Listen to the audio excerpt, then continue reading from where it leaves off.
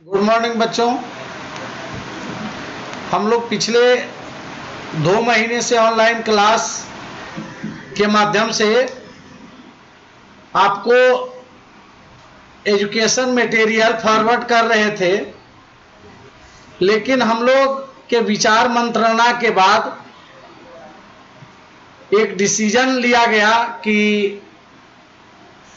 निश्चित है कि जिस तरह से आपके चेहरे क्लीन हैं, गंदे हैं, ये कैसे देखते हैं, तो उसके लिए मिरर आपको चाहिए। उसी तरह आप पढ़ रहे हैं कि नहीं पढ़ रहे हैं, पढ़ाई पर कितना ध्यान दे रहे हैं, यहाँ के शिक्षकों के द्वारा क्लासरूम से भी ज़्यादा मेहनत करने के बाद आपको जो मटेरियल फॉरवर्ड किया जा रहा है उससे आप क्या सीख रहे हैं, इसके लिए एक आईना दिखाना बहुत जरूरी था। और उसी कारण से आप लोग को ऑनलाइन एग्जाम में अपीयर करने की सूचना 5 दिन पहले ही दे दिया गया था। इस एग्जाम के बाद सभी अपने अपने रिजल्ट, फाइनल रिजल्ट जानते हैं, और वैसे बच्चे जो इस ऑनलाइन के माध्यम से चीटिंग करना चाह रहे थे या चीटिंग किए थे, ये ह्यूमन आइज नहीं है, ये टेक्नोलॉजी जो टेक्निकल है, ये टेक्नोलॉजी का आइज है, इससे आप बच नहीं सकते हैं। और जो जो चीटिंग किए हैं उनको मैं ग्रुप में फॉरवर्ड करवा देता हूं कि आपने 2 बार, 3 बार, 5 बार, 6 बार एग्जाम में अपीयर हुए, और कोई फर्स्ट सिटिंग का एग्जाम जो 10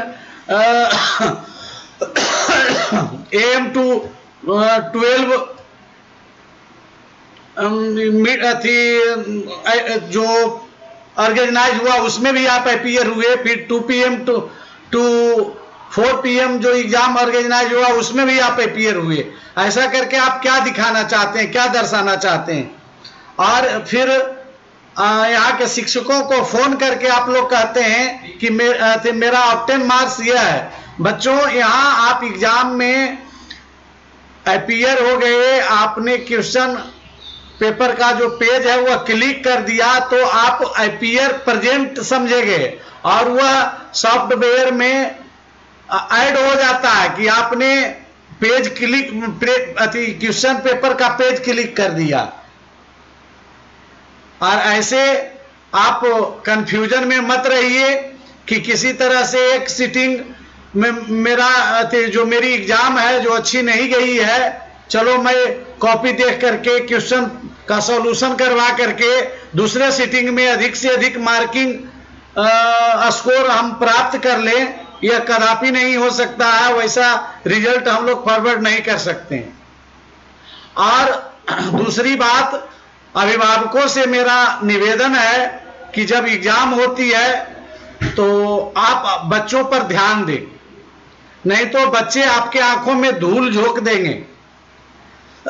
जब यहाँ संडे को हम लोग एग्जाम ऑर्गेनाइज करते थे तो हम लोग कम से कम 20 टीचर बच्चों को अपनी आंखों से देखते थे कि कौन चीटिंग कर रहा, कौन क्या कर रहा।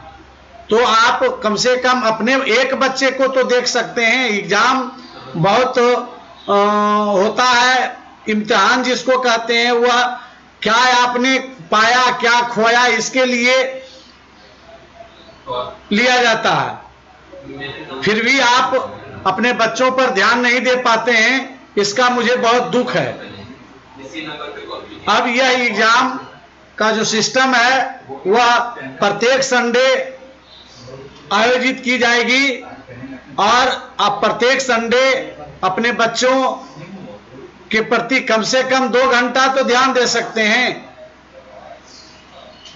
ताकि विद्यालय के द्वारा के शिक्षकों के द्वारा जो अथक प्रयास और परिश्रम के बाद जो परीक्षा आयोजित की जाती है उसका फलाफल हमें मिल सके, और बच्चे और अभिभावक को भी संतुष्टि हो कि मेरा बेटा या मेरा बच्चा यहाँ घर में रहते हुए भी इतना मेहनत करता।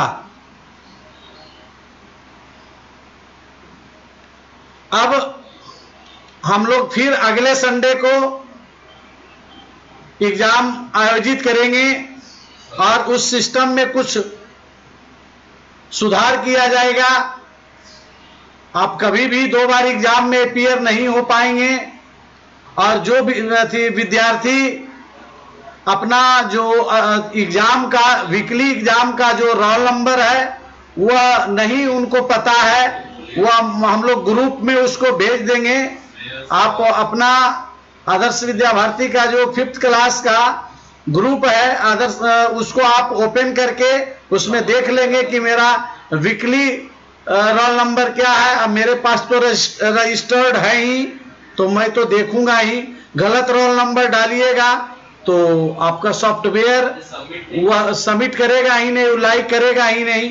तो अब ऐसा बात नहीं है। और अब हम लोग आते हैं विषय वस्तु पर। हिंदी में जो क्वेश्चन था, जहां तक हम लोग पढ़े हैं वहां तक से क्वेश्चन पूछा गया था, इसलिए जो बच्चे रेगुलर पढ़ रहे हैं, स्टडी कर रहे हैं, उनको कोई प्रॉब्लम नहीं है। मैं मैक्सिमम स्कोर बोल देता हूं कि मैक्सिमम स्कोर 108 है, 108 आउट ऑफ 120। तो वह स्टूडेंट भी अपने माता पिता के साथ रहकर घर में ही पढ़ रहा है। और कुछ बच्चों का जो मार्किंग स्कोर है वह 25 है, 30 है, 40 है।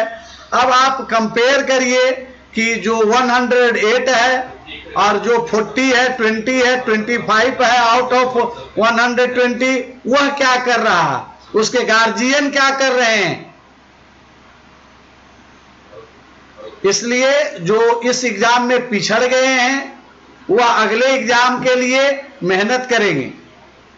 अपॉर्चुनिटी आगे भी आपको मिलेगा, मौका को आप संभावना में बदलने की कोशिश करेंगे तो बहुत ही अच्छा होगा। हिंदी व्याकरण का क्वेश्चन था, निम्न में अंतस्थ व्यंजन है। अंतस्थ व्यंजन वैसा व्यंजन जो स्वर और व्यंजन के बीच स्थित होते हैं, और वह है य र ल व। तो इसमें य र ल व में कौन है, तो ल है, तो यह राइट ऑप्शन है। नेक्स्ट क्वेश्चन है, य का उच्चारण स्थान क्या है। य जो तालु से उच्चारित होने वाले वर्ण हैं उसमें य का स्थान है, और वह तालु से उच्चारण होने वाला वर्ण है य। फिर नेक्स्ट क्वेश्चन है,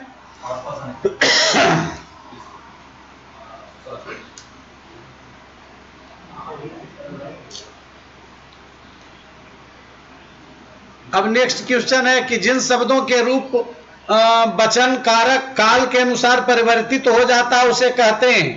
ये आपको शब्द विचार जब हम लोग क्रिया तक पढ़े थे उसके बाद ही इसका हेल्पिंग चैप्टर जो लिंग वचन पुरुष कारक काल पढ़ाया जाने लगा, उसी समय हम लोग इसको देख लिए थे कि शब्द विचार में 4 प्रकार के जो शब्द हैं वह विकारी हैं और 4 अविकारी हैं।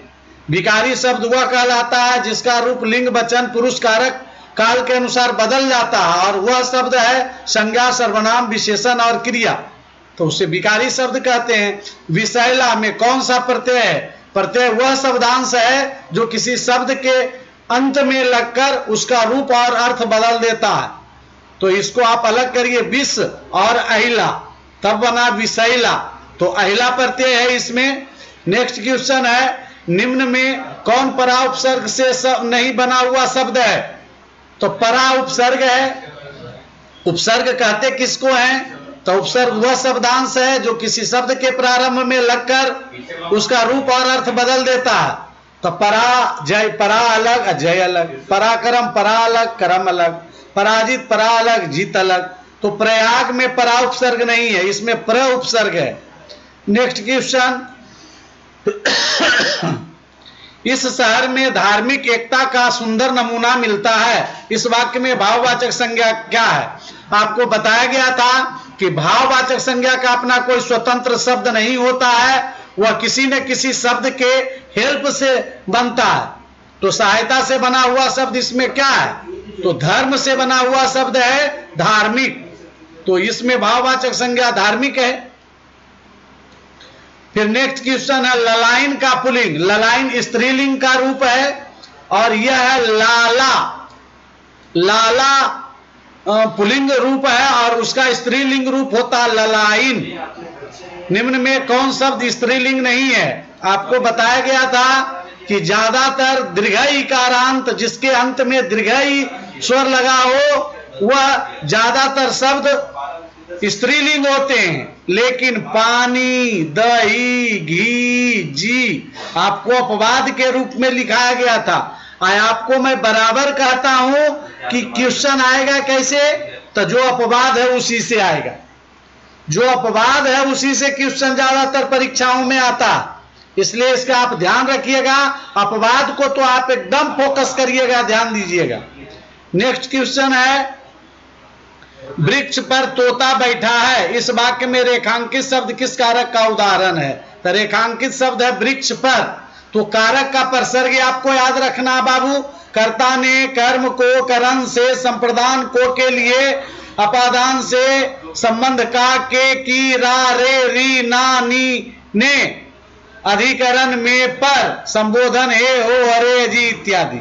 इतना से ही काम चल जाएगा। तो वृक्ष पर काम होने का जगह, समय, तिथि, काम कहां पर हो रहा, संपन्न हो रहा तो वह अधिकरण कारक कहलाता।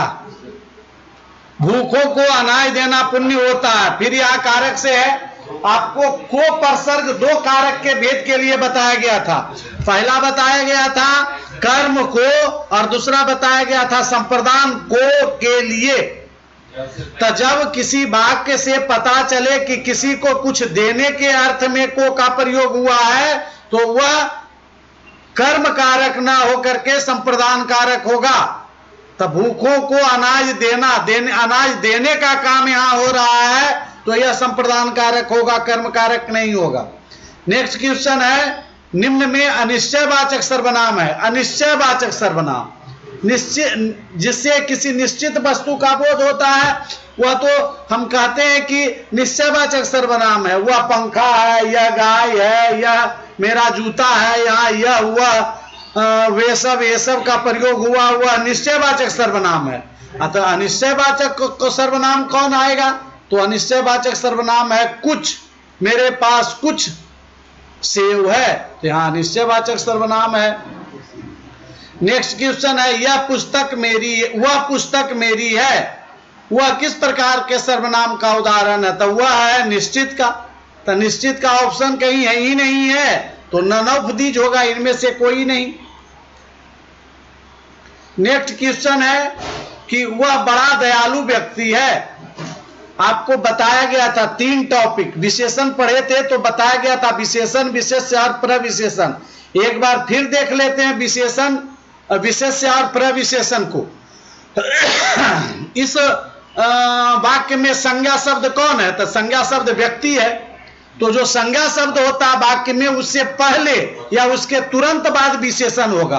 तो व्यक्ति के पहले क्या है? दयालु। तो दयालु शब्द विशेषण है। वह व्यक्ति के बारे में, गुण के बारे में बता रहा है, उसके विचार के बारे में बता रहा है कि वह कैसा है, तो दयालु है। और तो यहां पर जो व्यक्ति हो गया, व्यक्ति की विशेषता बताई जा रही है दयालु के माध्यम से। तो व्यक्ति हो गया विशेष्य और दयालु हो गया विशेषण।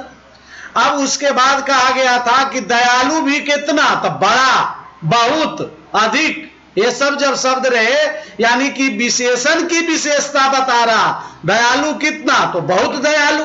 कैसा दयालु? तो बड़ा दयालु। तो दयालु की यहां विशेषण है और उसकी विशेषता बताया जा रहा है, इसलिए बड़ा शब्द प्रविशेषण शब्द है। हमें थोड़ा पानी दे दो, पानी के पहले थोड़ा लगा हुआ था, यह विशेषण है। लेकिन थोड़ा पानी है, इसको हम गिन सकते हैं कि तौल माप सकते हैं? तो तौल माप सकते हैं, तौल माप सकते हैं, वो अभी निश्चित है। थोड़ा, जैसे मुझे 2 लीटर पानी दे दो, तो 2 लीटर हो जाएगा निश्चित और थोड़ा पानी हो जाएगा अनिश्चित। तो यह अनिश्चित परिमाण वाचक विशेषण है, लेकिन अनिश्चित का इसमें कहीं ऑप्शन नहीं है, तो इसमें क्या देंगे, none of these. Next question देखिए, संज्ञा सर्वनाम विशेषण से बनने वाली क्रिया को कहते हैं। संज्ञा शब्द है, विशेषण शब्द है और सर्वनाम शब्द है। इससे जो संज्ञा क्रिया बनती है उसे नाम धातु क्रिया कहते हैं। जैसे बात से बतियाना, लाठी से लठियाना, जूता से जुतियाना, धक्का देना से धकियाना, तो इसे नाम धातु क्रिया कहते हैं। नेक्स्ट क्वेश्चन है, मोहन दौड़ा होगा। आपको बताया गया था काल में कि आप ध्यान दीजिएगा कि मोहन दौड़ता होगा, मोहन दौड़ा होगा। दो वाक्य को आप ध्यान से विचार करिए।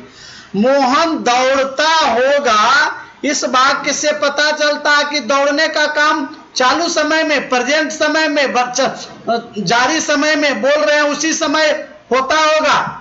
लेकिन उसमें संदेह है, वह हमारे आंखों के सामने नहीं हो रहा है, लेकिन प्रेजेंट टाइम में, चालू समय में कोई संदेह नहीं हो, तब उसे संदिग्ध वर्तमान कहेंगे। लेकिन यहां मोहन दौड़ा होगा, यानी बीते समय में दौड़ लिया होगा, संभावना व्यक्त किया जा रहा, तो संदिग्ध भूतकाल। अब नेक्स्ट क्वेश्चन है, किसी वाक्य में जिन शब्दों की विशेषता बताई जाती है, विशेषता बताने वाले शब्द को विशेषण कहते हैं, और जिसकी विशेषता बताया जाए, जैसे वह एक दयालु व्यक्ति है, व्यक्ति की विशेषता बताई जा रही है दयालु के माध्यम से। अदयालु किस शब्द की विशेषता बता रहा, तो व्यक्ति का। तो व्यक्ति विशेषण जिस शब्द की विशेषता बताता है उसे विशेष्य कहेंगे। Next question,